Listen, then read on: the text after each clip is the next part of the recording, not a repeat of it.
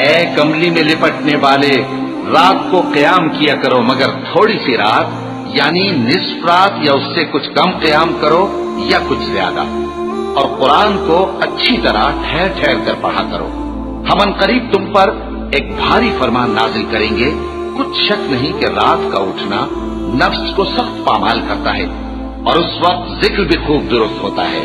دن کے وقت تو تمہیں اور بہت سے شغل ہوتے ہیں، تو اپنے پروردگار کے نام کا ذکر کرو اور ہر طرف سے بے تعلق ہو کر اسی کی طرف متوجہ ہو جاؤ۔ وہی مشرق اور مغرب کا مالک ہے، اس کے سوا کوئی معبود نہیں، تو اسی کو اپنا کارساز بناؤ۔